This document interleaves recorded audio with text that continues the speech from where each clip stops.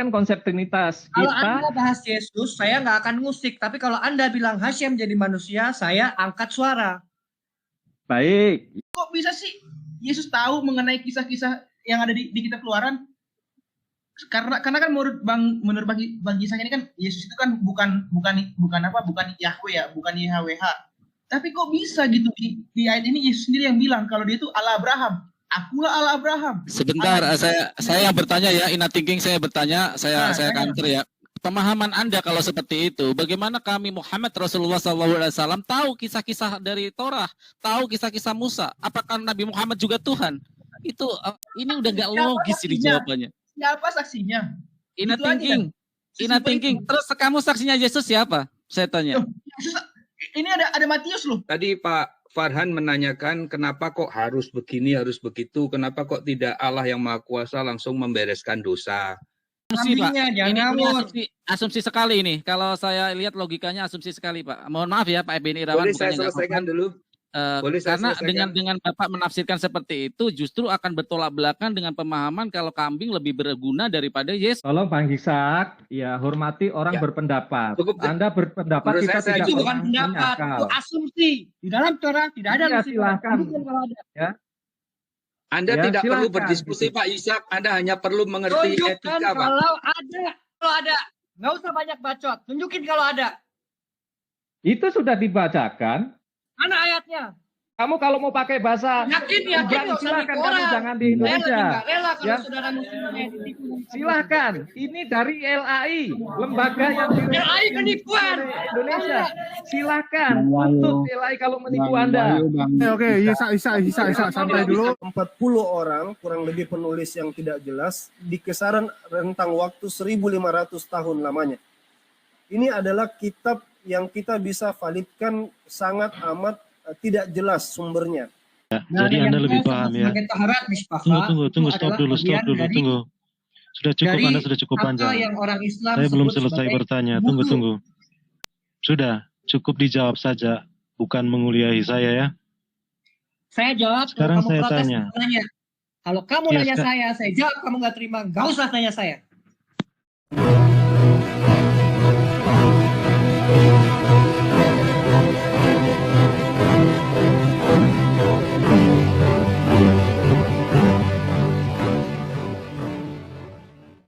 Assalamualaikum warahmatullahi wabarakatuh. Alhamdulillahillazi hadana li hadza wa ma kunna linahtadiya laula an hadanallah. Asyhadu an la ilaha illallah wahdahu la syarikalah wa asyhadu anna Muhammadan abduhu wa rasuluh la nabiyya ba'da. Puji syukur kehadirat Allah Subhanahu wa taala karena kita diberikan waktu dan kesempatan berjumpa kembali melalui channel Salam Satu Akidah. Semoga kita semua dirahmati Allah dan diberi kekuatan serta keteguhan hati di dalam iman Islam untuk terus meningkatkan iman serta ketakwaan kita terhadap Allah Subhanahu wa taala. Baik, saudaraku semuanya, pada kesempatan kali ini saya akan menampilkan sebuah diskusi yang cukup menarik ya. Karena di sini melibatkan beberapa agama ya, di antaranya yaitu Islam sendiri, juga dari Yahudi dan juga dari Kristen, Trinitas dan Unitarian ya. Nah, di dalam diskusi ini topik yang dibahas adalah tentang keselamatan. Di agama manakah adanya keselamatan yang sesungguhnya, dan apakah dari Islam, apakah dari Kristen atau Yahudi ya. Nah, bagaimana selengkapnya diskusi ini? Karena di sini juga ada beberapa orang yang terpancing emosi ya di dalam melakukan dialog, dan ini tentunya membuat suatu ketertarikan bagi kita untuk mendengarkannya. Namun sebelum saya putarkan videonya, terlebih dahulu tentunya saya mengucapkan terima kasih yang setinggi-tingginya kepada saudaraku semua yang sudah mendukung channel ini dengan subscribe, juga yang baru bergabung jangan lupa untuk subscribe dan di-share. Dan begitu juga kita dukung semua channel Islam untuk terus menjadi corong dakwah guna membentengi umat dari upaya pemurtatan dan upaya-upaya penangkalan akidah umat muslim. Nah, tanpa panjang mukadimah lagi, langsung saja kita simak videonya. Selamat menyaksikan.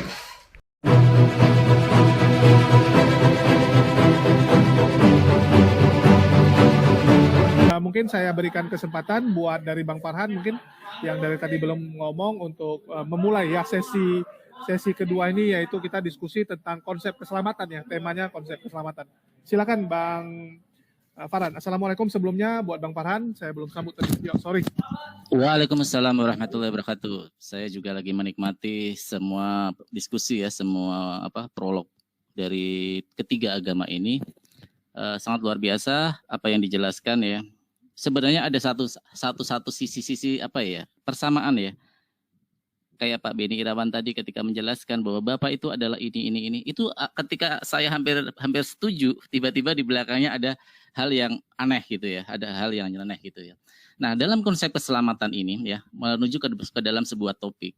Keselamatan adalah ditentukan oleh amal dan perbuatan. Kalau dalam Islam adalah semua apa yang dikatakan tadi dari saudara Yisak adalah betul, bahwa surga adalah hak prerogatif dari Allah Subhanahu wa taala.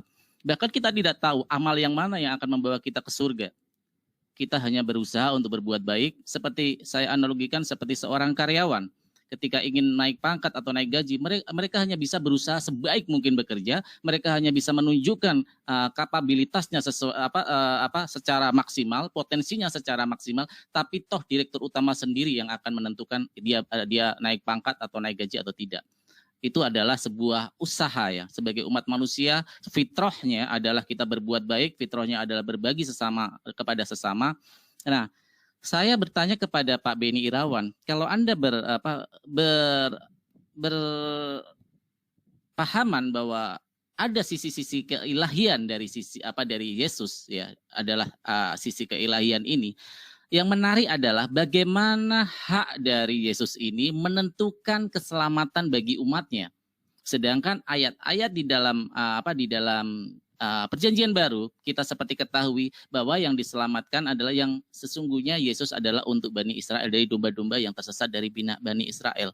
Nah, bagaimana dengan umat-umat yang lain yang melakukan sebuah pemahaman bahwa dosanya sudah diampuni dengan darah Yesus ya. Yang ini sangat luar biasa, konsep ini sangat luar biasa. Ini kalau dipahami sebagai pengorbanan darah Yesus adalah sebagai sebuah penembusan dosa umat manusia. Alangkah ini sangat berbeda dengan YHWH atau dengan Hasim yang di Perjanjian Lama atau di Torah, sangat berbeda sekali. Bagaimana Hasim menyelamatkan baik Ismail maupun Ishak diselamatkan di sana. Ini adalah sebagai bentuk betapa itu adalah cuma sebagai ujian ketaatan Abraham kepada Hasim. Jadi bukan dikorbankan, dan itu sudah diganti dengan domba. Dan akhirnya inilah yang dilakukan secara turun-temurun sebagai bukti, sebagai milah Abraham yang dilakukan oleh kaum Yahudi juga dan dilakukan kami Muslim ketika ibadah haji, ketika bulan haji kita menyembelih kurban ya. Nah, ini yang sangat berbeda dengan konsep yang diamini oleh pihak Kristen ketika darah Yesus sebagai korban.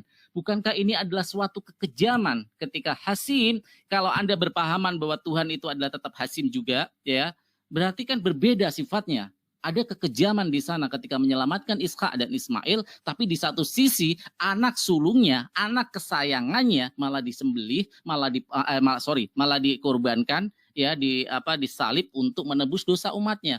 Ini terjadi sebuah kalau menurut Torah yang pernah saya baca adalah sebuah kejijikan gitu. Oke, kepada Pak Wahyu Ilahi dan Pak Beni Irawan, silakan bergantian. Bagaimana Anda menjelaskan konsep keselamatan ya, konsep keselamatan dalam agama Anda ketika memahami Yesus adalah sebagai penebusan dosa, tapi masih ada doktrin juga harus berbuat baik. Berarti ada paradok di sana. Terus apa gunanya? Apa gunanya Yesus disalib kalau memang dosanya sudah ditebus, tapi konsep untuk berbuat baik tetap dijalankan? Terima kasih. Pertanyaannya lu gampang banget, Bang.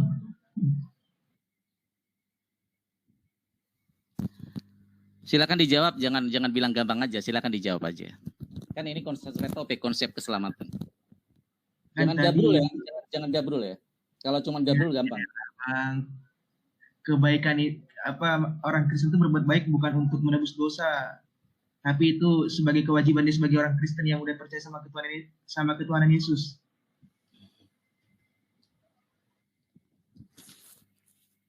Ini inner thinking ya? Kita bicara tanpa moderator nih. Saya nggak bertanya sama inner thinking ya, saya bertanya kepada Pak ini. Iya, ini jawaban apa ini? Ini jawaban apa ini kayak gini? Kalau itu doktrin Mas. Itu doktrin ya. Silakan Pak Beni Irawan. Ya, maksudnya sesuai orangnya gitu. Jangan nggak ditanya malah aneh-aneh gitu. Halo Bang Beni. Kan kalau di Muslim kan konsep keselamatan itu kan kita berbuat baik, berbuat amal ibadah yang baik. Kalau Kristen enggak. Kalau Kristen itu berbuat baik itu adalah kewajiban dia sebagai orang Kristen. Sebentar Bang, ini waktunya Pak Beni menjelaskan konsep keselamatan ya, jangan dipotong dulu. Silakan Pak Beni itu. Oh baik. Karena dosa Adam, maka seluruh manusia ini jatuh ke bawah kuasanya setan. Itu sebabnya di dalam kitab Ayub ada satu pemandangan di mana setan atau iblis itu bisa datang ke dalam kumpulan anak-anak Allah di mana Yahweh hadir di sana, dan seolah-olah setan itu datang mewakili bumi begitu ya. Kemudian pada kesempatan lain saat mencobai Yesus, setan bisa berkata, sembahlah aku nanti tak kasih semuanya. Berarti kan pada saat itu setan berada dalam posisi sebagai penguasa. Jadi karena dosa, maka seluruh dunia ini tergadai kepada setan. Nah, kematian Yesus ini bukan untuk menebus dosa, tetapi untuk menebus manusia. Menebus itu kan membeli kembali. Tadinya manusia ini diciptakan oleh Allah bersama Tuhan, Allah Bapa dan Tuhan Yesus, maka miliknya Allah dan miliknya Tuhan. Tetapi karena dosa berpindah kepada setan, lalu ditebus, dibeli kembali sehingga menjadi miliknya Yesus kembali. Nah, di bawah kepenguasaan setan, manusia ini tidak punya harapan. Ya namanya juga bosnya setan, apapun yang dilakukan ya ancamannya adalah penderitaan bahkan kematian. Tetapi di bawah kuasa Yesus, maka Yesus memberikan penghakiman yang adil. Siapa yang boleh, kalau saya sebut baik ya, siapa yang baik akan diselamatkan dan yang tidak baik akan dihukum. Begitu konsepnya. Nah, kemudian kita melihat kalau di dalam upacara-upacara yang diberikan petunjuk oleh Allah kepada Musa, orang kalau mau melakukan permintaan maaf, permintaan ampun atas dosanya, itu mesti membawa domba yang disembelih atau binatang apapun yang mesti dikorbankan. Bahkan ketika Adam dan Hawa berdosa, ya kambing atau domba itu terpaksa harus disembelih untuk menjadi pakaian mereka. Jadi manusia yang berdosa, tetapi ada binatang yang harus menanggung dosa itu. Nah, domba yang harus tersembelih itu adalah gambaran bagaimana Yesus Kristus yang tidak berdosa itu mesti mati untuk menanggung beban kutuk yang dari Allah untuk manusia. Jadi Yesus menggantikan posisi manusia untuk menanggung hukuman atas kutuk dosa itu. Itulah yang terjadi sehingga Yesus disebut sebagai membayar lunas hutang dosa. Jadi atas hal itu Yesus berhasil membeli kembali manusia atau menebus manusia menjadi miliknya. Dan hakim yang adil itu akan menghakimi dengan adil semua orang.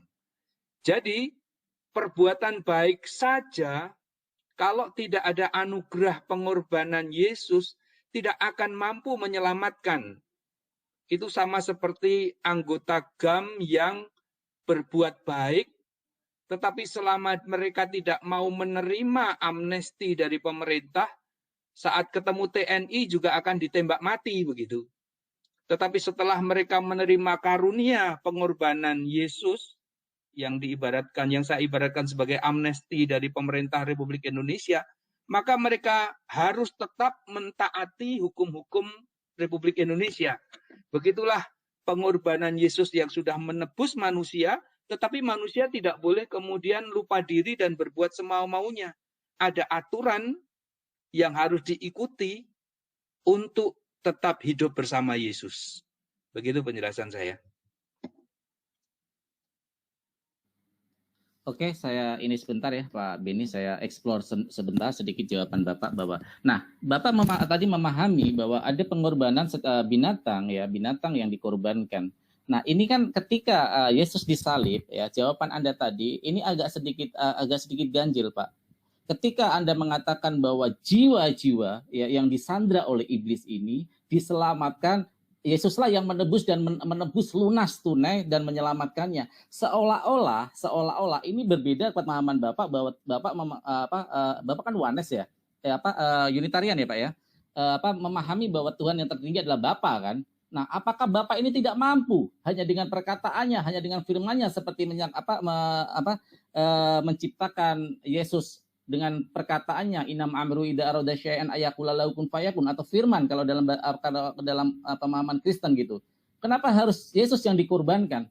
Kalau cuman untuk iblis yang menyandra ya, iblis yang menyandra roh manusia, jiwa-jiwa manusia dan ditebus lunas tunai oleh Yesus ini. Apakah Yesus lebih sakti atau iblis ini lebih sakti daripada Tuhan Bapa yang tidak bisa untuk menebus hanya dengan perkataan dan tidak perlu mengorbankan anaknya? Kalau saya analogikan, seorang presiden yang mempunyai dekret yang luar biasa berkuasanya, ketika anaknya disandra, ya, dia tidak perlu dia mengorbankan anaknya untuk disembelih, tapi dia keluarkan semua kekuatannya, semua apa yang dipunyainya, segala pasukan-pasukannya, segala kekuatannya untuk membebaskannya dari yang kata Bapak adalah disandra oleh iblis, dikuasai oleh iblis itu. Tapi itu adalah pemahaman Bapak. Oke, saya cuma ada perasaan ganjil, seolah-olah posisi Bapak ini kok nggak dengan iblis ini kok ada sedikit lebih tinggi. Iblis malah harus mengorbankan. Iblis seolah-olah dengan mengorbankan ini iblis baru puas gitu. Terima kasih Pak Beni Irawan. Silakan Pak Wahyu Ilahi. Siap. Boleh saya tanggapi nanti ya. Nanti ditanggapi nanti Pak ya. Saya akan menjelaskan konsep penebusan di dalam konsep yang mungkin diyakini orang Trinitas ya. Begini, kita di dalam keyakinan yang saya pahami, dosa, definisi dari dosa itu adalah pelanggaran akan firman Yahweh, ya, firman Allah, ya, atau perintah atau aturan. Jadi satu definisi dosa itu adalah pelanggaran akan firman Tuhan. Nah, kemudian pertanyaan selanjutnya, bagaimana dosa itu bisa diselesaikan, ditebus kan gitu. Nah, di sini memang yang saya pahami, kenapa harus Yesus yang disalib dan mencurahkan darahnya ke bumi ini. Nah, di sini kita pahami bahwa kerajaan Allah itu bukan kerajaan yang yang sifatnya pikiran manusia ya, tetapi kerajaan yang penuh kekudusan, penuh kebenaran ya. Nah, kenapa harus Yesus? Karena Yesuslah, darah Yesuslah yang tidak tercela sebagai pengganti korban bakaran pada waktu hukum Torah itu. Maka di dalam hukum Torah untuk penebusan dosa, untuk meminta maaf kepada Tuhan atau kepada Yahweh, itu mereka harus mengorbankan korban bakaran. Itu yang harus sempurna, yang harus terbaik ya, lembu yang terbaik, yang gemuk, tidak boleh sakit, satu pun tidak boleh ada kecacatan. Nah, ketika manusia itu berdosa, apakah dengan darah domba itu bisa menyelesaikan? Ternyata dari konsep kami penyelamatan itu tidak cukup. Makanya Tuhan berkreasi, Tuhan berkarya melalui Yesus yang yaitu firman yang mengambil rupa manusia untuk menjadi korban tebusan itu, begitu. Nah, disinilah menjadi sebuah benang merah yang bisa saya ambil bahwa tidak mungkin manusia diciptakan sempurna menurut gambar dia digantikan dengan darah domba. Lebih mulia mana dong domba dengan manusia kalau darah manusia disebut dengan bisa ditebus dengan domba. Disinilah Yahweh mengambil rupa manusia untuk menyelamatkan manusia dalilnya itu. Mana dalilnya? Baik, ya, ini kan penjelasan ya. Nanti kalau berdebat dalil ada. Dalilnya ya, kan mana? konsep, kan? Kalau cuman asumsi semua orang juga bisa. Begini, Bapak, tentunya ini kan penjelasan kerangka. Nanti Penjelasan berbicara harus dalil. ada dalilnya. Kalau nggak ada dalilnya, Anda sedang menipu. Begini, ini kan penjelasan konsep. Hashem jadi manusia. Mana di dalam Torah dikatakan begitu?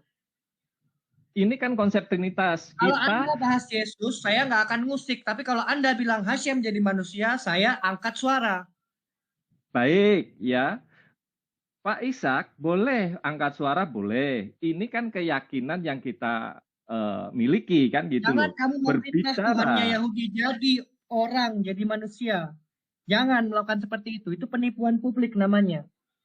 Ya, monggo Anda mengambil kesimpulan ini penipuan, tetapi inilah yang kami pelajari, berbicara ini salah benar, itu hanya Tuhan, Bapa itu yang menjadi hakim. Makanya Tuhan Yesus mengatakan, jangan kamu menjadi hakim, sejak kapan kamu diangkat jadi hakim? Inilah menjadi hak dari Bapa itu sendiri. Manusia diangkat menjadi hakim, apa masalahmu di sini? Tunggu giliran Pak, tunggu giliran Pak Ishak. Kan penjelasan Pak Ishak, berbicara Anda menolak itu hak pribadi Anda. Begitu loh. Ketika Anda tahu ini namanya di sini hanyalah mengcounter segala macam yang memfitnah kitab Yahudi atau memfitnah Tuhannya orang Israel. Silahkan Anda berbicara ini fitnah, Anda ini berbicara yang lain, silahkan. Karena ini kan berbicara konsep keselamatan diskusi kita. Konsep keselamatan yang ada di Alkitab yang kita pelajari tidak adalah menggunakan seperti manusia. Tidak menggunakan manusia. Mau dibahas maksud Bang Ishak mungkin begini ya Pak Wahyu. Ada penjelasan secara akademisi berupa bukti ayat yang di sana kita baca secara literalis ayatnya, secara original teks, karena di sini Bang Ishak berkepentingan ada kepentingan Torah di sana Tuhan itu karena ada persamaan, ada irisan kepentingan di sana yang sama gitu loh. Jadi biar tidak asumsi. Silakan Pak Wahyu bisa share screen atau apa jadi supaya karena kita di sini semua ingin belajar biar kita sama-sama tahu seperti apa sebenarnya sih penjelasan dan bukti secara akademisi. Mungkin itu lebih baik Pak Wahyu Ilahi, silakan. Ya, kembali bahwa itu sebuah konsep, ya toh. Tentunya kan ketika nanti ada pertanyaan-pertanyaan lain, itu yang kita akan menjadi ayat menjadi dasar. Tetapi kalau itu sudah di kanter ya sudah. Makanya saya datang ini kan sebenarnya bukan bukan narasumber utama, tetapi menggantikan ya. Nah, di saat menggantikan, tentunya kan saya terus terang, saya tidak mempersiapkan ayat per ayat ya, tetapi saya menjelaskan apa yang menjadi pemahaman saya. Dan tentunya saya pun berdasarkan itu, saya pun ada dasar yaitu membaca. Nah, jika memang nanti ada sebuah tanya jawab, disitulah yang akan kami sampaikan. Ini kan saya menjelaskan secara konsep gitu. Pak Wahyu, ini saya jelaskan bahwa ini memang sudah Pak, sudah topik tanya jawab sebenarnya ini Pak. Ya. Ini sudah tanya jawab. Saya bertanya tentang keselamatan. Nanti Pak Wahyu juga bisa bertanya ke saya tentang konteks keselamatan Islam, bisa bertanya kepada Bang Ishak tentang konteks keselamatan Yahudi. Jadi maksud saya ini kan forum diskusi yang ayolah kita lebih ini menjelaskan masalah benar atau tidak, biarlah audien yang akan menilai. Nah, saya bertanya dan dikantor oleh pihak Yahudi yang diwakili oleh Bang Ishak bahwa ada mana ayatnya. Nah, bagi kita mungkin lebih ini juga, lebih nyaman juga, lebih enak juga, dan lebih memberi educated kepada audien bahwa kalau ada ayat yang ditampilkan. Itu maksud saya, Pak Wahyu. Silakan Pak Wahyu. Baik, tentunya sudah saya katakan sejak awal ya toh, bahwa apa yang saya sampaikan adalah sebuah konsep ya toh, sebuah konsep keselamatan yang menjadi keyakinan saya, kan begitu. Di lain sisi, saya akan mengatakan secara jujur bahwa saya bukan narasumber yang sesungguhnya. Saya hanya dimintai untuk bagaimana menjelaskan konsep tersebut. Tentunya kan saya tidak mempersiapkan secara detail ya, tidak detail. Tetapi baiklah, nanti di dalam sesi-sesi berikutnya saya akan mencoba menampilkan, memberikan referensi, kan begitu. Ya, enggak, sebenarnya waktu kita panjang, Pak Wahyu. Betul. Waktu kita panjang, Pak Wahyu, ada 2 jam lebih. Kan tadi Bapak kan bilang bahwa ada ayat yang menyatakan Yahweh ada menjadi manusia, dan ini dikanter oleh Bang Yisak. Nah, coba tunjukkan ayatnya saja, seperti apa pemahamannya secara original teks. Yuk kita bahas bareng-bareng seperti itu. Itu Pak. Terima kasih. Berjawab. Oke, berjawab. Oke, Bang Yisak ya, menanya itu kok bisa sih Yahweh itu menjadi manusia ya? Oke, kita buka di Keluaran 3 ayat 6. Lagi di layar. Gue nggak bisa Bang, karena bukan gue moderatornya. Minta ke admin, tunjukkan teksnya di sini. Baca dalam original teksnya. Saya nggak mau baca terjemahan. Terjemahannya sudah menyimpang. Baca original teksnya. Paham? Lah, ini gue udah baca, ya ampun. Bacain aslinya. Bacakan. Lah, gue kan mau bacakan bahasa Ibrani. Bacakan. Ya jangan bahasa Ibrani dong, gue bukan orang Ibrani. Bahasa Ibrani, Torah itu bukan terjemahan. Kami bukan umat terjemahan. Bahasa Indonesia kayak gini. Akulah Allah bahasa ayahmu. Ibraninya bagaimana? Ya, kok bahasa Ibrani sih lari-larinya? Torah itu bahasa Ibrani. Al-Quran itu bahasa Arab. Jangan mentang-mentang lu orang Ibrani lu bilang bahasa-bahasa Ibrani. Sedangkan bahasa orang Indonesia. Setelah itu mau diterjemahkan nggak masalah. Baca originalnya. Ini udah melalui terjemahan bahasa Indonesianya nih, Bro. Nggak terjemahan. LAI gua nggak terima. Karena gua orang Indonesia nih, gimana? Nggak ada. Kita palsu ada itu. Moderator di sini, Pak Moderator bisa menengahi. Aduh, moderatornya keluar lagi. Nggak ada. Gini. Oke, sisa gini. Biarkan dia ngomong dulu. Nanti setelah dia ngomong, baru kamu jelasin pengertian yang asli dari terjemahannya sebenarnya itu gimana gitu. Dari bahasa Ibrani, nanti kamu jelasin harusnya seperti apa. Ya, karena ini kan artinya ada berbeda pengertian dari yang versi LAI sama versi bahasa sebenarnya. Ya, silakan. Oke. Trinitas ngomong dulu. Saya keluarin ayatnya satu-satu. Mulai. Ini ya Bang Isak ya, karena berapa tadi? Orang Indonesia, jadi bahasa Indonesia. Jadi kalau gue orang Ibrani, bahasa Ibrani. Gitu loh. Biar ngerti kita ini semua ya, karena kita semua orang-orang Indonesia nih. Terjemahan menyimpang bukan Torah, pahami itu. Terserah lu Bang, mau bilang menyimpang kayak mau bilang menyompong kayak, yang penting inilah yang gue imani. Terserah lu, semua orang bebas berpendapat, oke? Di Keluaran 3 ayat 6 dikatakan seperti ini. Akulah Allah ayahmu, Allah Ishak dan Allah Yakub. Lalu Musa menutupi mukanya sebab ia takut kepada Allah. Nah, di Matius 22 ayat 32 jelas nih di counter nih sama tulis nih mengenai di kitab Keluaran 3 ayat 6. Di Matius 22 ayat 32 dikatakan, akulah Allah Abraham, Allah Ishak dan Allah Yakub. Ia bukanlah Allah orang mati, melainkan Allah orang hidup. Jadi, kok bisa sih Yesus tahu mengenai kisah-kisah yang ada di kitab Keluaran? Karena kan menurut Bang Yisak ini kan Yesus itu kan bukan Yahweh ya, bukan YHWH. Tapi kok bisa gitu di ayat ini Yesus sendiri yang bilang kalau dia itu Allah Abraham. Akulah Allah Abraham. Sebentar, saya yang bertanya ya, Inner Thinking saya bertanya, saya counter ya. Pemahaman Anda kalau seperti itu, bagaimana kami Muhammad Rasulullah SAW tahu kisah-kisah dari Torah, tahu kisah-kisah Musa? Apakah Nabi Muhammad juga Tuhan? Itu bukan begitu Bang, masalahnya logika. Justru saya menggunakan logika Anda. Kok bisa Yesus tahu kisahnya Musa?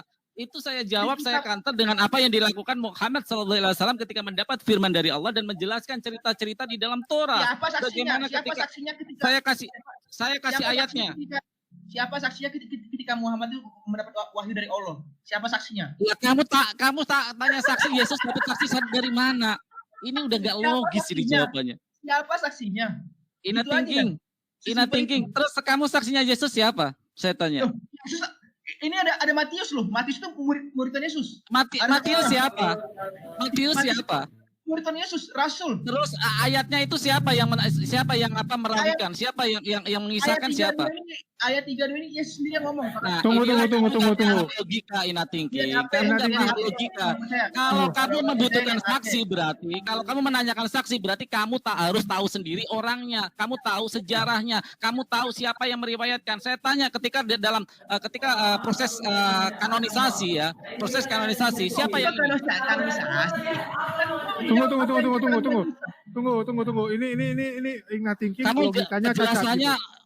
Biasanya Saya bukan membela, tapi terjadi cacat logika. Tadi udah bilang, Ina thinking kamu jelasin aja dulu, nggak perlu kamu menambah-nambahin atau mengatakan yang nggak ada, biar nanti Isa jelasin terjemahan yang asli itu apa. Karena menurut versi Yisak, terjadi penipuan yang dilakukan oleh LAI terhadap terjemahan Torah gitu. Terjadi penipuan yang dilakukan oleh LAI Indonesia terhadap penerjemahannya itu gitu. Jadi kamu jelasin aja menurut kamu, nanti Isa jelasin menurut bahasa aslinya, nanti biarlah penonton yang menilai. Nggak perlu kamu nambah-nambahin yang nggak ada gitu. Gua nggak nambah-nambahin, Bang. Ini jelas di Matius 22 ayat 32 dikatakan, aku Allah Abraham, Allah Ishak, Allah Yakub. Jadi nggak mungkin kalau Yesus itu hanyalah manusia biasa. Kok dia bisa tahu gitu? Kok dia bisa tahu mengenai apa yang dikatakan di kitab Keluaran yang ditulis oleh Nabi Musa?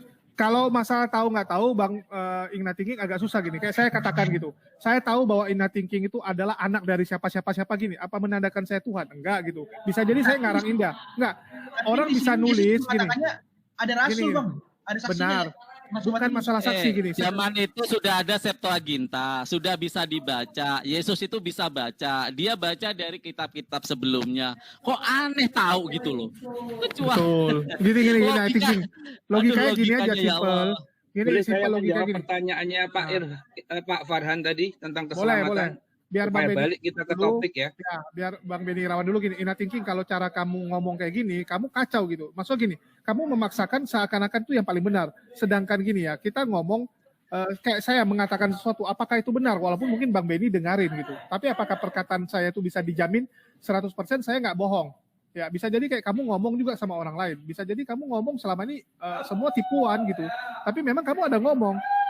Kamu ada ngomong tidak menandakan yang kamu ngomong itu benar gitu. Kalau kamu ngomong ya, kamu ngomong misalnya kamu ini ranking 1 selalu. Apakah menandakan itu fakta? Walaupun kamu ngomong gitu. Ya. Tunggu. Biar aja Bang Benny Irawan yang jelasin gitu. Saya tukar dulu dengan yang Trinitas lebih berbobot mungkin ya. Saya ada Bang Kristen Alkitabia di sini. Oke, silakan Bang Benny Irawan. Ya, baik. Terima kasih. Tadi Pak Farhan menanyakan kenapa kok harus begini, harus begitu. Kenapa kok tidak Allah yang Maha Kuasa langsung membereskan dosa. Ya, sebetulnya Allah yang Maha Kuasa itu juga tidak perlu amal kita untuk membuat kita masuk surga. Semau-mau Allah, tidak ada yang bisa mengatur Allah. Kalau Allah berkehendak, siapa yang mau ngatur gitu ya.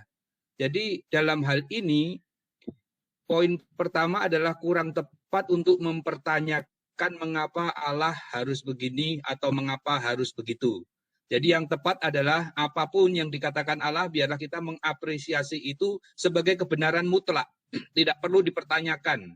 Ya, jadi sekali lagi bisa saja Allah langsung membuat semua orang yang berdosa itu tiba-tiba dalam sekejap menjadi baik dan semuanya boleh masuk surga, bisa saja.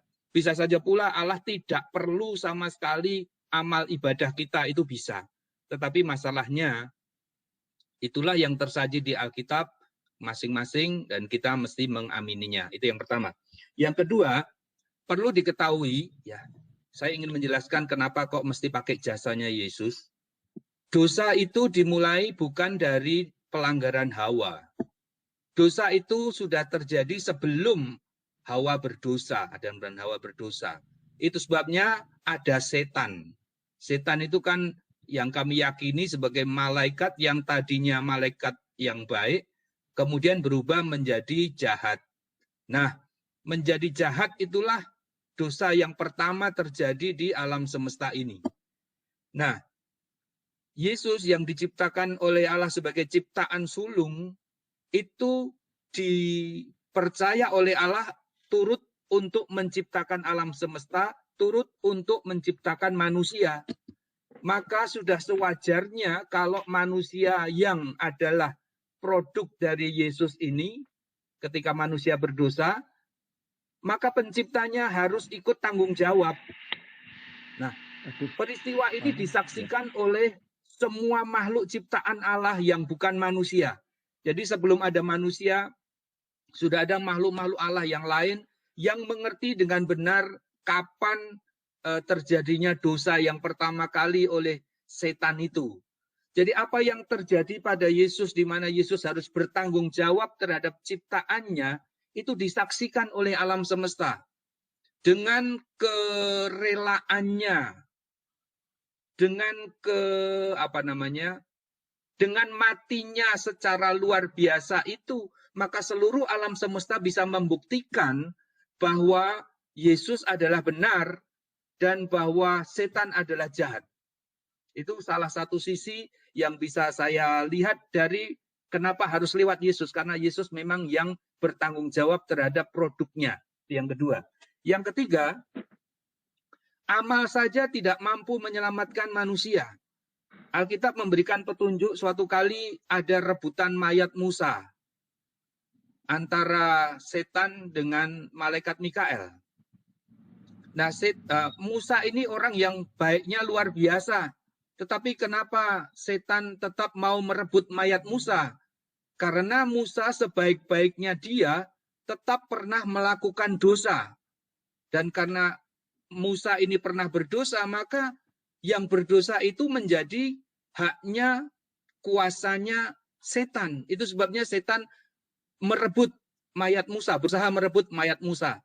Tetapi syukurlah pada kesempatan itu, malaikat itu menyelamatkan Musa.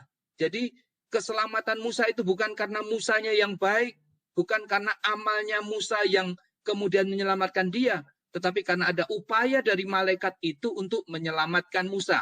Upaya malaikat itu adalah atas restu Allah. Itu tentang Musa. Berikutnya ada juga kisah tentang imam besar Yosua, tertulis di kitab Zakaria.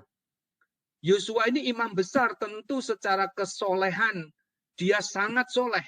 Tetapi pada pemandangan itu Yosua dituduh mati-matian oleh setan. Nah, kalau tuduhannya salah, maka Yosua tidak akan menjadi lemah.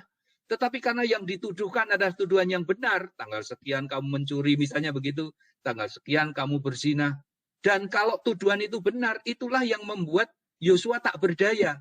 Jadi sebaik-baiknya Yosua, sekelas imam besar Yosua sekalipun, dia tetap punya kesalahan. Kalau ada salahnya, maka setan berhak atas orang yang berdosa itu. Tetapi syukur kepada kesalahan Allah. Itu ada solusinya dalam Torah, harus memberikan khataf. Ya, syukur kepada Allah, maka malaikat itu dengan perlakuan yang sama seperti saat menyelamatkan Musa, malaikat itu atas restu Allah menyelamatkan Yosua. Nah, saya akan memberikan penjelasan yang terakhir. Di dalam kitab Imamat ada perayaan Hari Pendamaian. Pada saat itu ada 2 ekor kambing diperhadapkan. 2 ekor kambing yang sama-sama tidak bercela, yang sama-sama baiknya, kemudian diundi. Yang satu yang kena undi dipersembahkan kepada Allah. Tetapi yang satunya dibuang ke padang belantara, dipersembahkan kepada Azazel. Nah, saya melihat hal itu sebagai simbol dari yang satu adalah Yesus, domba yang terpilih untuk menjadi korban persembahan bagi Allah. Sedangkan yang satunya adalah Azazel, kambing yang dipersembahkan kepada Azazel, itulah setan. Ini asumsi, Pak. Ini asumsi sekali ini. Kalau saya lihat logikanya asumsi sekali, Pak. Mohon maaf ya, Pak Ebeni Irawan. Boleh saya selesaikan dulu? Karena dengan Bapak menafsirkan seperti itu justru akan bertolak belakang dengan pemahaman kalau kambing lebih berguna daripada Yesus. Ya silakan Pak. Cuman saya agak gimana ya logikanya nggak ketemu dengan ini gitu. Mari kita berdiskusi secara beradab ya. Anda boleh berbeda pendapat, tetapi hargai orang untuk bicara pada gilirannya ya. Oke, saya lanjutkan tadi. Pada hari Grafirat 2 kambing itu diundi. Jadi masing-masing punya kesempatan yang sama untuk terpilih. Tetapi yang satu terpilih akhirnya untuk dipersembahkan kepada Allah. Itulah lambang dari Yesus yang harus menanggung, yang harus tersembelih karena menanggung hukuman dosa manusia. Sedangkan yang satunya adalah Lucifer yang harus terbuang ke padang belantara. Jadi dua-duanya pada mulanya sama-sama kambing. Ya, tolong Bang Ishak, ya hormati orang berpendapat. Anda berpendapat kita tidak itu bukan pendapat, itu asumsi. Di dalam Torah tidak ada silakan. Ya. Anda tidak perlu berdiskusi Pak Ishak, Anda hanya perlu mengerti etika, Pak. Kalau ada. Anda hanya perlu mengerti etika saja, Pak. Tunjukkan kalau ada. Nggak usah banyak bacot. Tunjukin kalau ada. Itu sudah dibacakan. Mana ayatnya? Nih, saya kasih tahu firman yang menjadi manusia nih, Yohanes 1 ayat 14. Nggak firman ada. itu telah menjadi manusia dan diam di antara kita. Ya, dan kita telah melihat kemuliaannya. Moderator tidak bisa mengatur supaya diskusi baik. Saya pamit, saya meninggalkan diskusi ini. Halo. Ini yang menjadi keyakinan kami. Kamu kalau mau pakai bahasa Ibrani silakan, kamu jangan di Indonesia. Ya. Silakan. Ini dari LAI, lembaga yang LAI penipuan Indonesia. Silakan untuk LAI kalau menipu Anda. Oke, Isa, santai dulu. Tunggu, santai dulu Isa. Ya. Isa, kamu jangan ada di Indonesia kalau kamu nggak mau pakai bahasa Indonesia. LAI itu bahasa yang disepakati oleh bangsa Indonesia. Oke, jadi gini, masing-masing Isa, kamu jelasin boleh, tapi biarlah penonton yang menilai itu benar atau enggak gitu. Atau Ya, memang betul, Kristen ini apakah memang salah mengimplementasikan karena terjemahan itu atau gimana gitu. Tapi jelasin aja dengan bagus, nggak perlu dimarah-marahin gitu. Kalaupun memang mereka salah kan artinya mereka ini kan korban gitu, nggak bisa disalahkan juga dong gitu.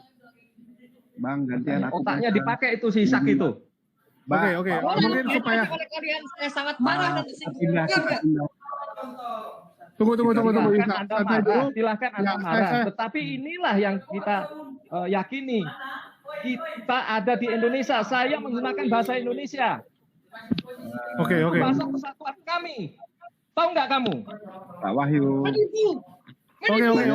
Oke. Santai dulu, biar saya kasih kesempatan yang lain dulu. Semua diam. Saya kasih kesempatan ini ada Bang Bonar dan Bang Kristen Alkitabia. Mungkin dari Bang Bonar dulu. Silakan Bang Bonar.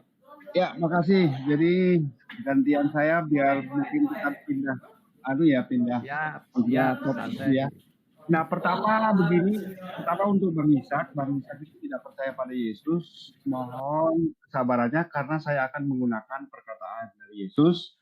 Lalu kemudian yang kedua kepada Bang Beni Irawan, saya akan menggunakan perkataan Yesus walaupun kemudian Bang Beni Irawan tidak menganggapnya sebagai Allah.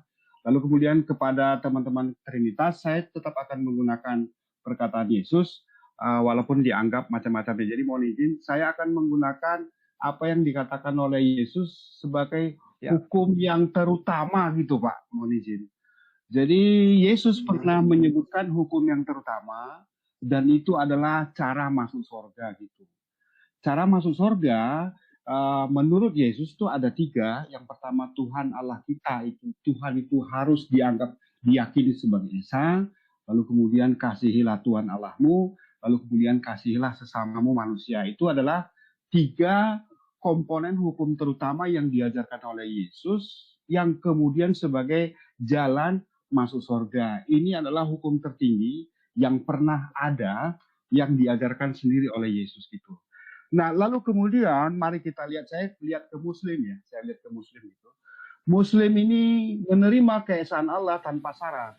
Bang Ishak juga kelihatannya menerima keesaan Allah, Yahweh itu tanpa syarat, tidak ada bermacam-macam variasi tentang makna keesaan, tapi mutlak, yaitu Allah atau Yahweh itu satu, unik, karena tiada tara, tiada serupa, tiada sama gitu. Terus kemudian yang kedua, Muslim mengasihi Allah dengan berusaha mengikuti semua aturannya gitu. Seluruh ketentuan Allah itu diikuti oleh Muslim untuk dijalankan secara sukarela tanpa ada embel-embel macam-macam gitu. Bang Ishak juga kelihatannya akan setuju ya dengan ketentuan ini, bahwa seluruh hukum yang ada diberikan kepada Musa itu harus diterapkan secara sukarela. Lalu kemudian berikutnya adalah kasihilah sesamamu gitu. Jadi Muslim juga berusaha beramal saleh dan kasih sesama sebagai jalan keselamatan gitu. Dan kemudian Bang Ishak juga kelihatannya akan setuju dengan pandangan ini gitu ya. Nah, lalu kemudian coba kita tes gitu. Kita tes secara keseluruhan gitu ya. Bahwa 3 kunci surga ini adalah pertama, tiada Tuhan selain Allah, lalu kemudian ikuti semua ketentuan dari Allah, lalu kemudian kasihi sesama, kasihi dan beramal saleh lah kan gitu. Nah, lalu kemudian yang berikutnya kalau kita pindah ke Kristen gitu. Kristen itu sekarang punya yang namanya hukum terutama kedua, yaitu penyalipan gitu. Bang Beni tadi menyebut, atau Bang Wahyu Ilahi menyebut, perbuatan baik itu tidak jaminan masuk surga gitu loh. Sehingga kemudian ini kita perlu kembalikan ke hukum yang terutama itu gitu. Nah, bagi teman-teman Kristen gitu ya, bagi teman-teman Kristen, kalau teman Kristen itu percaya Tuhan Allah itu Esa, lalu kemudian percaya Taurat harus diikuti, lalu kemudian kasih sama, tapi tidak mengimani penyalipan, maka bubar, tidak masuk surga. Karena bagi teman-teman Kristen, kuncinya sekarang bukan lagi hukum yang terutama ini, tapi bila kamu percaya bahwa Yesus adalah Tuhan dan telah disalibkan lalu dibangkitkan oleh Allah, maka kamu akan diselamatkan itu. Secara keseluruhan kalau kita lihat ke Kristen, maka kemudian yang muncul adalah yang merah ini. Tuhan Allah kita, Tuhan itu Esa, lalu kemudian diganti menjadi Trinitas dalam berbagai variasi gitu. Yesus mengatakan bahwa dia adalah satu-satunya utusan dari satu-satunya Allah. Yesus mengatakan bahwa dia adalah utusan dari satu-satunya Allah, itu menjadi berubah, yaitu Allah mengutus Allah, atau Yesus mengutus Yesus untuk yang oneness, atau Tuhan mengutus Tuhan untuk yang Trinitas ya. Artinya apa? Teman-teman Kristen, mohon maaf saya menyebut agak ini ya, belak-belakan ya. Sejatinya bisa jadi bahwa Kristen sedang menyangkal Bapa sebagai satu-satunya yang benar dan menyangkal Yesus sebagai utusan dari satu-satunya Allah yang benar tadi. Terus kemudian bagi Kristen, ya ada yang dibenarkan karena Taurat di Roma 3:20. Taurat itu malah hanya membangkitkan dosa di Roma 7:8-9. Maka satu dari 3 God, yaitu God anak, itu harus disalibkan sebagai tebusan dari kutub Taurat, Galatia 3:13. Dan kemudian Taurat jadi batal di Efesus 2:15. Terakhir, Yesus mengatakan bahwa kasihilah sesamamu, tapi bagi Kristen, jika Kristen percaya kasih sesama dapat menyelamatkan, maka sia-sia Yesus dibunuh. Oleh karena itu teman-teman Kristen bilang, berbuat baik itu tidak dapat menyelamatkanmu gitu. Bahkan ada yang hypergrace, ya, pandangan hypergrace, yang menyebutkan bahwa apapun yang kamu lakukan itu udah nggak relevan, kamu pasti diselamatkan. Apalagi ada istilah predestinasi. Allah sendiri yang memilih kamu dan kemudian Allah yang akan menjaga kamu. Apapun yang akan kamu lakukan, maka kamu akan masuk surga gitu. Itu hypergrace. Nah, hypergrace ini menyangkut apa yang disebut sebagai soteriologi gitu loh, Pak. Nah, ini yang jadi masalah gitu. Ada banyak macam ragam teori atonement, paling tidak ada 9 gitu loh. Ini itu harus dibuat teori ini karena ada tiga pihak di dalamnya, itu ada Theos, ada iblis, ada Yudas, dan ada orang-orang jahat. Dan kemudian ini harus dicari ya penjelasan yang paling logis dan kemudian tidak merusak akal orang, tidak membuat akal orang jadi mati, supaya penebusan dosa itu menjadi benar. Contoh misalnya ya, teori ransom to Satan teori atau ransom to iblis teori. Ini adalah teori yang awal. Di sini mau nggak mau karena ada peran iblis dalam penyelamatan itu, ada istilah holy deception gitu loh.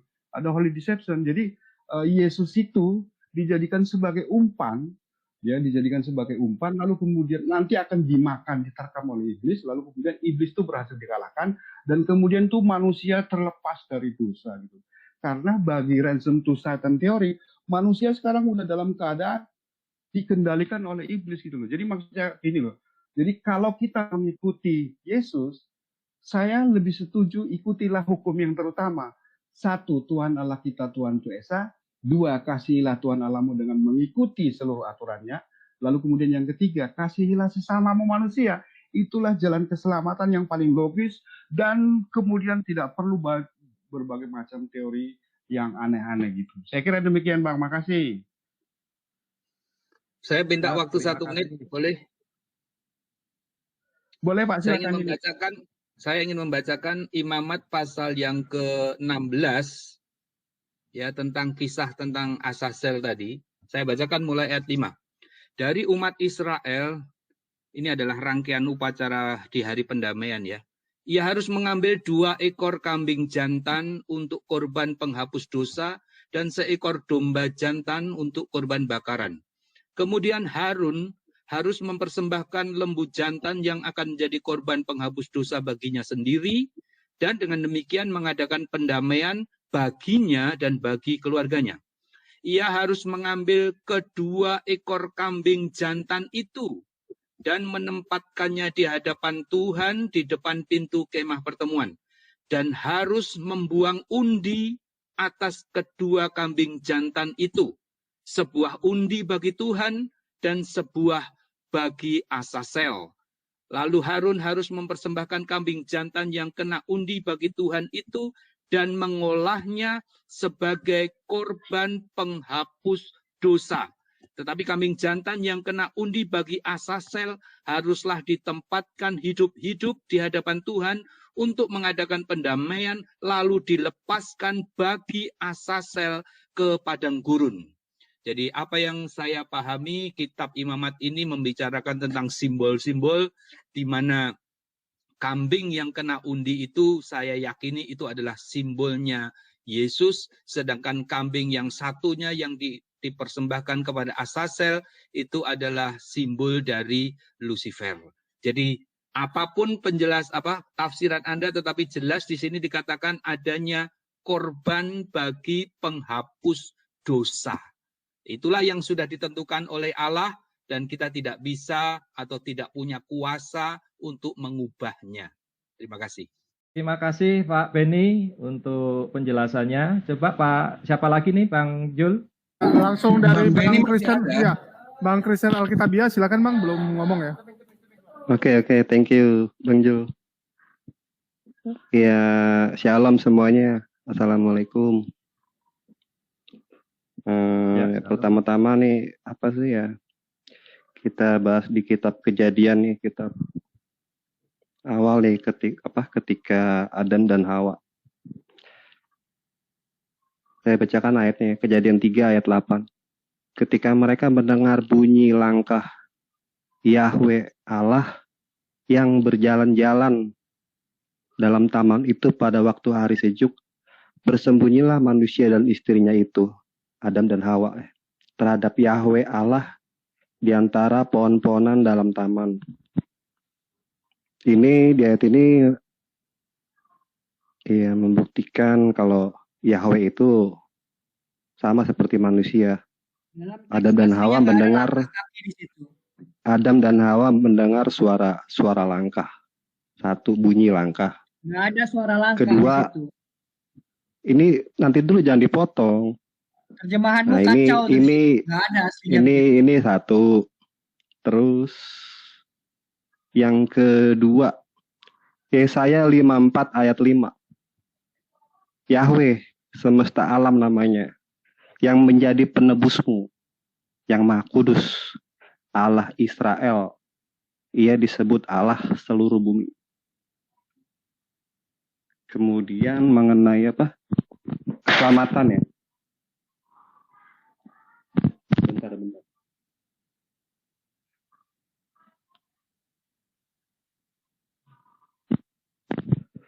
Di Ibrani 10 tertulis jelas. Ibrani 10 ayat 11.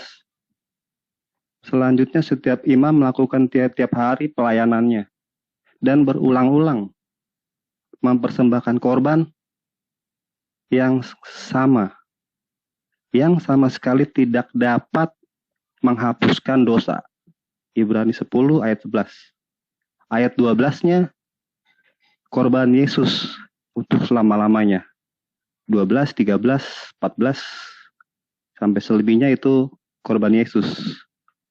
Tetapi di ayat 11 tertulis jelas korban tidak sama sekali tidak dapat menghapus dosa. Oke. Lalu bagaimana dengan teman-teman muslim? Di Sahih Muslim 50:36, 50:37, 50:38 sampai 50:43 Nabi Muhammad berkata kepada pengikutnya bahwa amal tidak dapat menyelamatkan. Kemudian pengikutnya bertanya, apakah engkau juga Rasulullah? Begitu juga aku, kecuali aku mendapat rahmat. Sekarang coba dicek apa itu rahmat. Silakan buka di Maryam 19 ayat 21. Isa adalah tanda dari kami dan juga rahmat. Tolong dicatat tuh buat yang pada dengar. Di Maryam 19 ayat 21. Nah, sekarang bagaimana dengan kekristenan? Dalam kitab nabi-nabi juga semua sudah menubuatkan bahwa akan datangnya keselamatan dari Allah. Dari zamannya Adam jatuh dalam dosa. Nabi Musa di Ulangan 18 ayat 15, di Yesaya dan ayat-ayat lainnya. Tetapi terbukti apa tidak? Terbukti. Ada seorang manusia yang lahir. Kemudian dihukum. Hukumannya sebabnya kenapa? Jelas. Karena dia mengaku anak Allah, Mesias. Itulah sebabnya dia disalibkan oleh imam-imam Yahudi. Ia menghujat Allah. Bro, saya bantah, bro. Apa itu? Sebentar. Kamu bawa Al-Quran soalnya. Di dalam surat Maryam rahmat di sana. Itu nanti apa? Jadi tuduhan menghujat Allah itu dituduhkan untuk penyaliban Yesus. Apakah engkau Mesias? Apakah engkau anak Allah? Ketika imam besar Kayafas bertanya, kemudian Yesus menjawab, engkau telah mengatakannya. Kemudian Imam Kayafas merobek bajunya, ia telah menghujat Allah. Apa itu menghujat Allah? Di pengertian Alkitab, menyamakan diri dengan Allah. Anak Allah, Mesias, itu sama aja menyamakan diri dengan Allah. Ada ayat di Yohanes 5. Jadi itulah sebab Yesus disalib, menyamakan dirinya dengan Allah. Menyamakan diri dengan Tuhan. Jadi sebab jelas bahwa dia harus disalib, juga tertulis di Perjanjian Lama. Tetapi sebabnya apa ya? Itu dia karena menghujat Allah, menyamakan diri dengan Allah. Ketika Yesus masih hidup, dia berkata 3 kali di Matius, aku akan mati, dikuburkan, dan bangkit di hari ketiga. Ini ketika masih hidup. 3 kali dia berkata kepada murid-muridnya, apakah ada manusia yang bisa menubuatkan bahwa bentar lagi dia mati, kemudian hidup kembali? Apakah ada? Sekelas Nabi pun juga nggak ada. Tapi 3 kali Yesus mengatakannya, aku akan diserahkan kepada orang-orang yang tidak mengenal Allah, disalibkan, disesah, mati, dan aku akan bangkit di hari ketiga. Perkataan siapa yang bisa seperti ini? Hanya perkataan Tuhan. Setelah Yesus bangkit, dia menampakkan diri kepada murid-muridnya, kepada pengikutnya, kepada orang banyak. Dia pun naik ke surga juga, disaksikan banyak orang. Jadi keselamatan di sini bukan teori. Saksi matanya banyak. Ketika Yesus diarak dari Pontius Pilatus menuju tempat penyalipan itu ribuan saksi matanya. Bangkit juga saksi matanya banyak. Jadi saya memilih keselamatan yang nyata, bukan teori. Dia naik ke surga sudah jelas. Dia naik ke surga juga disaksikan oleh banyak orang. Jadi untuk saya keselamatan yang pasti-pasti aja. Oke, sekian, terima kasih. Oke, gantian ya, giliran saya. Ya, jadi silakan Gurunda, silakan. Ya, sama-sama. Jadi tadi menarik ya, bagaimana upaya cocok logi ya, mencoba untuk mengait-ngaitkan rahmat, misalnya mulai dari hadis yang diambil bahwasanya Rasulullah SAW mengatakan bahwasanya yang masuk surga itu illa amini Rabbi ya, kecuali yang dirahmati oleh Tuhanku. Kita harus paham betul bahwasanya surga itu adalah hak prerogatif daripada Allah Subhanahu wa taala. Tidak ada satu manusia pun ya, siapapun yang bisa, bahkan Rasulullah sallallahu alaihi wasallam menegaskan hal itu. Kecuali informasi yang didatangkan kepada Nabi sallallahu alaihi wasallam. Tetapi Rasulullah SAW mengatakan bahwa umatnya itu pasti akan masuk surga ya. Kullu ummatin sayadkhuluna al-jannah, kata Nabi sallallahu alaihi wasallam. Seluruh umatku akan masuk surga illa man aba. Qala man ya'ba ya Rasulullah? Siapa yang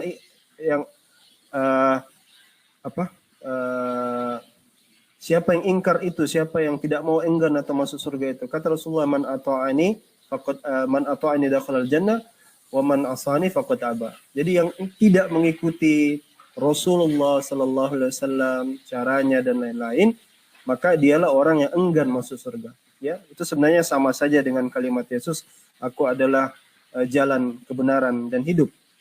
Nah, kalau kita lihat sikap daripada para rasul ini semua, ya, itu semua mengajarkan bahwasanya mereka itu adalah utusan Allah Subhanahu wa taala. Kemudian dicari-cari misalnya, oh ternyata rahmat itu atas rahmat Allah, lalu dicari misalnya di dalam surat tadi disebutkan ya, di dalam surat apa tadi Maryam ya, kalau tidak salah ya, bahwa rahmat itu berarti Isa alaihissalam. Ya, kalau Anda belajar bahasa Arab, rahmat itu kurang lebih ada 10 makna, bisa bermakna kasih sayang, bahkan bisa bermakna agama. Jadi ini upaya cocok logi yang sangat prematur saya rasa. Tapi yang jelas adalah seperti ini, ya. Kalau kita bicara tentang konsep ketuhanan, ya, kita cukup pelajari dulu dari sejarah. Kita cukup pelajari dari bagaimana kitab-kitab itu tersusun sebelum kita melangkah lebih jauh. Nah, yang paling menarik adalah bahwasanya Islam ini sejak mula-mula itu selalu menarasikan hal yang sama. Kalimatun sawa, kalimat yang sama yaitu kalimatut tauhid, dibawa dari para nabi. Ibrahim dianggap sebagai muslimun, mereka yang menyerahkan diri, yakin bahwasanya Allah ini satu-satunya zat, satu-satunya pencipta alam semesta. Kekristenan punya sejarah yang berbeda.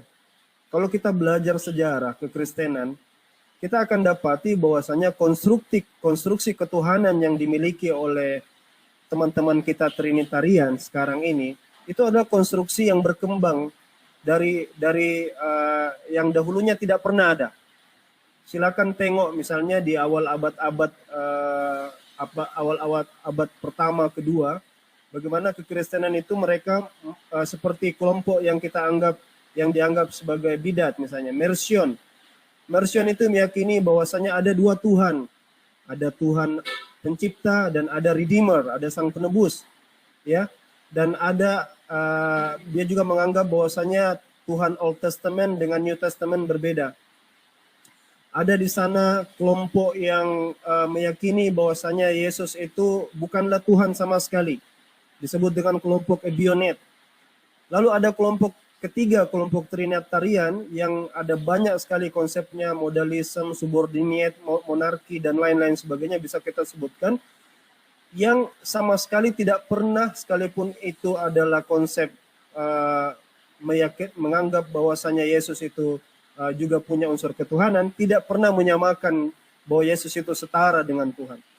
Jadi konstruksi Tuhan itu dianggap seperti halnya juga Allah atau seperti halnya Bapa, itu baru nanti dikonstruksikan kemudian hari, tepatnya di abad ketiga, di abad keempat, ya. Mulai dari konsili yang pertama, konsili Nisea, lalu ada 2 konsili berikutnya yang dilakukan oleh anak daripada Konstantin, lalu kemudian ada konsili Chalcedon setelah zaman anak daripada Konstantin, ya, dan seterusnya, Konstantinopel baru Chalcedon dan seterusnya. Jadi ada konsili-konsili, kita bisa baca buku misalnya The Seven Economical Council, ya, ada banyak konsili-konsili yang dilakukan dengan tangan kekuasaan agar konsep-konsep atau doktrin ketuhanan itu bisa diterima.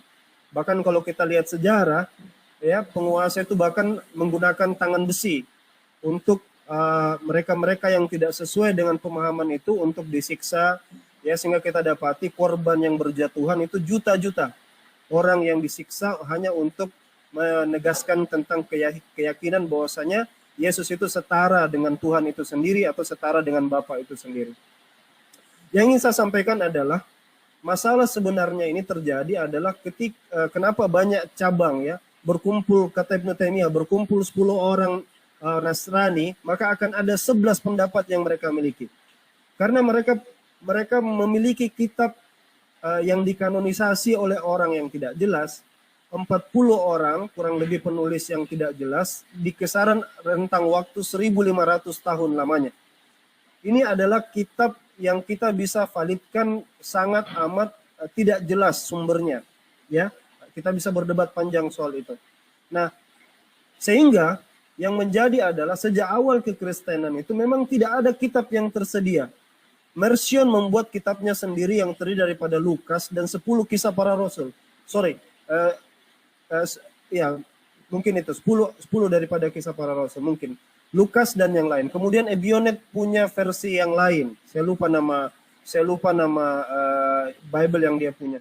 Tapi pada masa itu tidak ada Bible yang dikanonisasi. Semua punya versi masing-masing. Lalu setiap bapak gereja, Eusebius punya versi Bible kanon tersendiri. Clement of Alexandria punya versi Bible atau kanonisasi tersendiri. Athanasius, Tertullianus, kita sebut semua bapak gereja dari zaman-zaman ke zaman, mereka punya konsep kanonisasi tersendiri. Jadi pertanyaan besarnya adalah, dari mana semua ini berasal? Dari mana ini semua bermuara? Ya, tidak lain dan tidak bukan adalah karena apa yang digambarkan di dalam Al-Quran itu. Yaktubunal kitaba biaidihim summa yakuluna hadza min indillah. Mereka semua menulis, ya. Yaktubunal kitab, mereka menulis kitab-kitab itu biaidihim, dengan tangan-tangan mereka sendiri. Lalu apa? Mereka datang dengan klaim. Yaktubuna biaidihim summa yakuluna hadza min indillah. Lantas dengan gentelnya, dengan gagahnya mereka mengatakan ini firman Tuhan. Bahasa teman-teman kita sekarang, tulisan manusia diilhami oleh Tuhan. Nah, selanjutnya Quran menantang lagi. Kalau misalnya itu benar dari Tuhan, ya, fasatajidu fi ikhtilafan katsira. Tidak akan mungkin ada ikhtilaf di dalamnya, perselisihan di dalamnya banyak sekali. Ustadz Dondi itu punya siaran di Geraha Mu'allaf, bisa dinonton, Bible of Bible, ya. Makanya Ustadz Dondi sekarang punya gelar baru, namanya Uncle Bob. Uncle Bob, Bible of Bible. Isinya tentang kontradiksi. Anda bisa baca buku Sabir Ali, 101 kontradiksi di dalam Bible. Banyak sekali kontradiksi, belum lagi di New Testament. Sehingga sampai sekarang, dari orang pihak mereka yang belajar pakar di Barat, menganggap bahwasanya konsep inerensi itu tidak akan ada lagi di Bible yang dimiliki sekarang.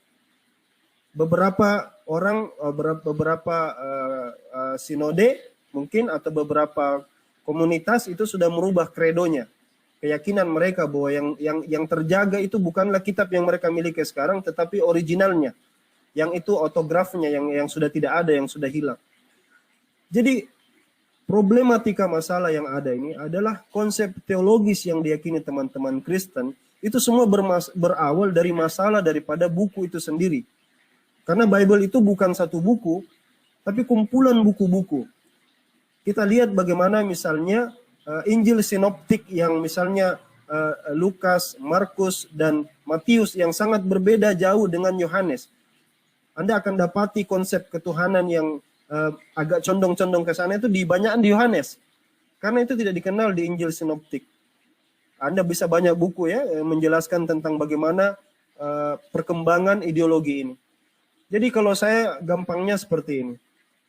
Kalau misalnya kondisi buku yang seperti itu tidak membuat Anda goyang, atau misalnya sejarah itu yang tidak jelas awal asal muasal bagaimana orang mempertuhankan Yesus itu tidak membuat Anda goyang, maka pakai rasa. Ya, Islam itu sangat memberikan Anda Al-Quran tepatnya sangat mengajak Anda untuk menggunakan akal. Afala ta'qilun, afala tatadabbarun. Apakah Anda tidak berakal? Apakah Anda tidak menggunakan akal? Apa Anda tidak mentadabbur? Nah, yang perlu ditadaburi apa? Yang perlu ditadaburi adalah mustahil bagi Tuhan itu menjadi manusia. Mustahil. Ya, sangat amat mustahil Tuhan itu menjadi manusia. Bahkan itu blasphemy. Penghujatan kepada Tuhan menganggap Tuhan itu adalah bisa menjadi manusia. Beberapa orang bilang berarti kamu membatasi Tuhan. Tuhan harusnya bisa menjadi apa saja. Saya katakan Tuhan bisa menjadi apa saja, tapi Tuhan tidak pantas menjadi apa saja. Tuhan tidak pantas menjadi babi, anjing, kelelawar, binatang-binatang yang buruk, tidak pantas.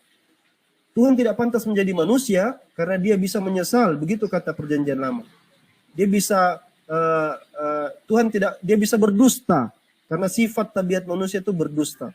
Maka pakai rasa. Terakhir dari saya, kenapa kalau kita harus pakai rasa? Karena kata Allah Subhanahu wa taala, lahum qulubun la yafqahuna biha. Lahum uzunun la yabsuruna biha, lahum uzunun la yasma'una biha, wa lahum basarun la yabsuruna biha. Banyak manusia ini punya mata tapi tidak dipakai melihat. Punya telinga tidak dipakai mendengar, punya hati dan akal tidak dipakai berpikir. Dan ini yang mungkin dibalikan gini Bang Alwan, dibalikan lagi tentang keselamatan gitu. Bagaimana Muslim melihat konsep keselamatan itu? Kalau bicara tentang konsep, kalau aku bicara tentang konsep keselamatan, dari asal katanya saja, Islam itu artinya keselamatan. Ya, al-muslim man salima muslim min yadihi. Ya, orang muslim itu yang dia membuat orangnya itu dia sendiri selamat, orang lain selamat dari lisannya, dari perbuatannya. Itu muslim, penjelasan daripada muslim secara lughawi, secara etimologi. Etimologinya ya, Islam itu adalah kepasrahan. Kepasrahan tunduk kepada Tuhan yang benar. Nah, kalau kita bicara tentang konsep keselamatan, Islam itu sebenarnya kalau seringkali kan orang menuduh kita, Islam itu belum selamat, belum jelas keselamatannya. Kenapa? Karena setiap sholat mengucapkan ihdinas siratal mustaqim. Tunjukilah kami jalan yang lurus. Ya, padahal itu kan bagian daripada cara kita menghambakan diri kepada Allah, takarrub ya, mendekatkan diri kepada Allah. Bahwa kita butuh Allah gitu di setiap langkah dalam kehidupan kita. Jadi kalau kita bicara keselamatan, sebenarnya Islam itu sudah punya konsep yang jelas. Bertauhidlah kepada Allah, jangan mempersekutukannya. Insya Allah itu jalan keselamatan. Dan itulah jalan yang disampaikan oleh para nabi-nabi sebelumnya, Nabi Musa, Nabi Isa, dan Nabi Muhammad SAW. Ya, Shema Israel, Adonai Elohim, Adonai Echad. Itu saja. Ya, silakan yang lain. Oke, saya mungkin nanya ke Bang Ishak ini. Masalah keselamatan di Yahudi gimana nih Bang? Bagaimana orang bisa mencapai yang namanya surga? Bagaimana orang bisa selamat? Itu adalah ketentuan Muslim. Ya. Tapi manusia diperintahkan untuk melakukan perintah-perintah yang ada di dalam Torah. Kalau dia seorang Israel atau seorang Ger Sedek, dia harus melakukan seluruh Torah itu sesuai dengan kemampuannya. Jadi nggak ada orang yang sempurna, tapi itu adalah perintah untuk bekerja sama. Ada tugas untuk kohen, ada tugas untuk ahli batu, ahli logam, ahli kain, dan sebagainya, karena perintah itu dilakukan bersama-sama. Tidak ada perintah yang dilakukan oleh seorang tunggal, tidak ada. Bahkan aturan untuk wanita dan laki-laki juga ada perbedaan, contohnya menstruasi. Kalau wanita menstruasi, apa yang harus dilakukan? Itu laki-laki tentunya tidak ikut-ikutan, gitu kan. Terus, kalau ada suami istri, kalau istrinya menstruasi tentunya tidak boleh tidur satu ranjang selama 1 minggu full. Harus terpisahkan.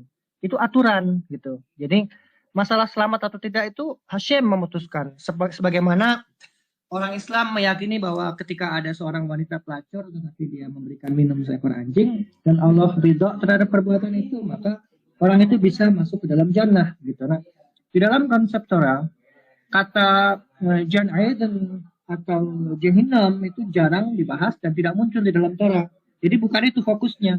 Fokusnya adalah lakukan seluruh Torah, maka Hashem akan menjamin kehidupanmu, baik di dunia ini ataupun di dimensi yang akan datang. Seperti itu kurang lebih singkatnya, Pak. Ada lagi yang mau dipertanyakan? Simple sekali. Keselamatan di dalam Torah. Saya ini Ishak, sebentar, ada pertanyaan dari pihak Kristen di live chat itu ya. Saya silakan bacakan. Bang Beni. Silakan Bang Beni, ini masih ada Bang Beni kok. Oh, Pak Bang Beni masih ada. Oke, silakan Bang Beni. Ini kan ada Bang Beni. Saya pikir udah keluar kok di live chat tadi. Silakan Bang Beni. Oh iya, saya mau tanya untuk Pak Ishak saja.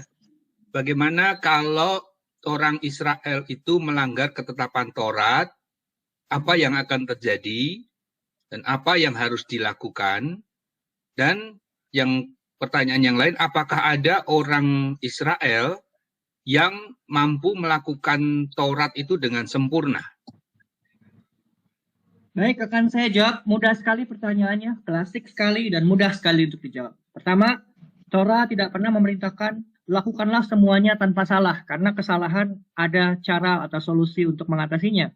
Dan pekerjaan kelompok dilakukan bersama-sama. Bersama-sama kita kuat, bercerai-berai, kita runtuh. Seperti itu. Jadi kalau kita bicara mengenai Torah, apakah solusi untuk orang yang melakukan kesalahan? Jawabannya adalah tasyuva. Tasyuva adalah orang kembali ke jalan yang benar, yaitu Torah. Menyesali perbuatannya, tidak mengulanginya lagi. Kalau kita menggampangkan itu, kita akan berpikir, nggak apa-apa kok, Tuhan itu kan maha pengasih. Toh saya berdosa, Tuhan itu maha pengasih. Jadi Tuhan nggak akan hukum saya. Nggak ada begitu. Di dalam Torah, simple, tegas. Yaitu, lakukan Torah, sisanya adalah ketentuan Hashem. Mau memaafkan atau tidak. Dan di dalam Torah dikatakan, Bakharta bahayim. Ulemaan tihya zar'akha. Pilihlah kehidupan supaya hidup kamu atau bezar'akha gitu loh. Kamu dan keturunanmu. Seperti itu. Simple sekali. La'asad atkal diberiha Torah hasad. Melakukan seluruh perkataan Torah ini. Nggak ada kata harus sempurna, nggak boleh salah. Nggak ada kata-kata seperti itu. Di dalam Torah hanya menjelaskan lakukan, lakukan, lakukan. Selebihnya adalah ketentuan daripada Hashem itu sendiri.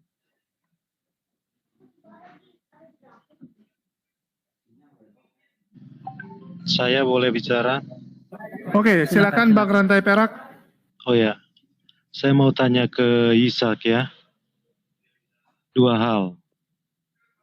Pertama, di dalam hukum Taurat itu, konsep penyucian dosa itu jelas ya. Sekarang saya tanya, kalau memang Ishak ini memang penganut Yahudi, apakah dosa Ishak ini masih terus disucikan dengan darah menyucikan dosa. Pertama begini, di dalam Torah tidak ada kata dosa, hanya ada 3 kosakata yang dipakai. Avera, pelanggaran, khat, error atau ketidaksengajaan atau kecerobohan sehingga melakukan kesalahan karena tidak tahu. Awon, ini adalah kesengajaan untuk melakukan kejahatan atau kriminalitas. Jadi di dalam Torah kalau kita bahas dosa disucikan, tidak ada dosa disucikan. Dosa itu urusan Hashem. 3 jenis kesalahan tadi adalah urusan Hashem untuk mengampuni hal itu kalau kita melakukan tasyuh. Yang ada di dalam Torah adalah taharat mishpachah, menyucikan keluarga. Dengan cara apa?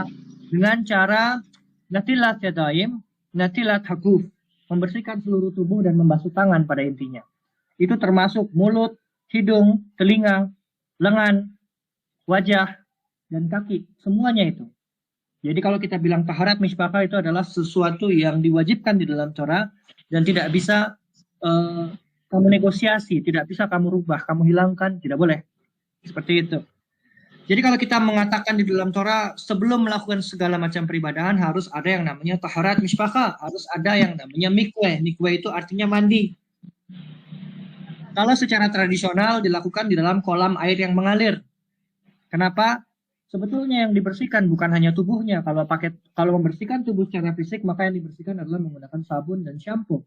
Tetapi yang namanya mikwe itu hanya mencelupkan diri lalu membaca sebuah doa untuk menyucikan neshama. Yang disucikan bukan dosa, tetapi neshama. Neshama adalah entitas kehidupan. Seperti itu. Ibarat baju itu dicuci dengan mesin cuci, dibersihkan. Tujuan daripada mikwe dan taharat misbakah adalah menyucikan neshama, bukan menghapus dosa, karena dosa itu urusan Hashem untuk menghapusnya atau memaafkan. Itu jawaban singkat saya. Kalau terlalu menjurus kepada detail, Anda tidak akan paham. Oh ya, Nah, jadi yang Anda lebih saya paham sebut ya. sebagai taharat misbakah Tunggu, itu stop adalah dulu, bagian dari- tunggu. Sudah cukup, dari Anda sudah cukup apa panjang. yang orang Islam Saya belum sebut selesai sebagai bertanya. wudu. Tunggu. Sudah, cukup dijawab saja, bukan menguliahi saya ya. Saya jawab, Sekarang kalau kamu saya protes, tanya. nanya. Kalau kamu Ya, nanya saya jawab, kamu nggak terima, nggak usah tanya saya. Karena memang kamu tidak tahu apa-apa. Saya tahu apa? Saya tahu Torah. Siapa yang bilang saya nggak tahu Torah? Nggak tahu, Terus? nggak tahu.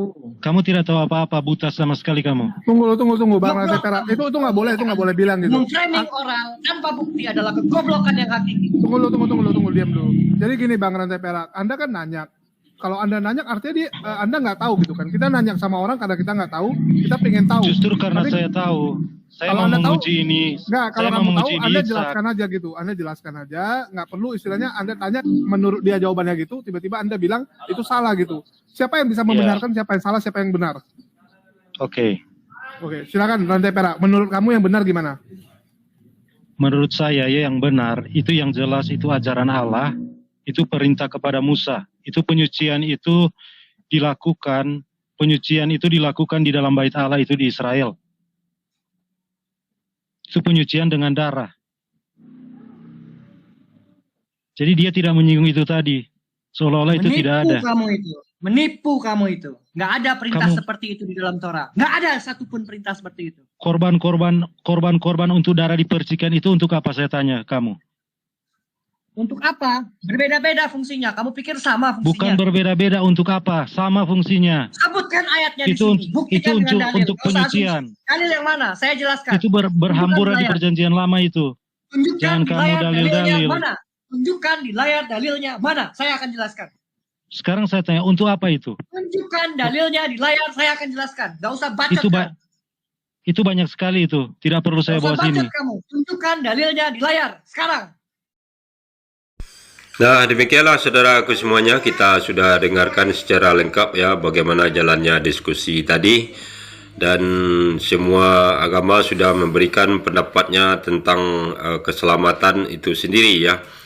Dan ternyata memang keselamatan itu hanyalah mutlak di tangan Allah Subhanahu wa taala. Artinya hanya berdasarkan ajaran Kristen dan aturan-aturan yang diberikan di dalam agama Islam, disitulah letak keselamatan yang sesungguhnya.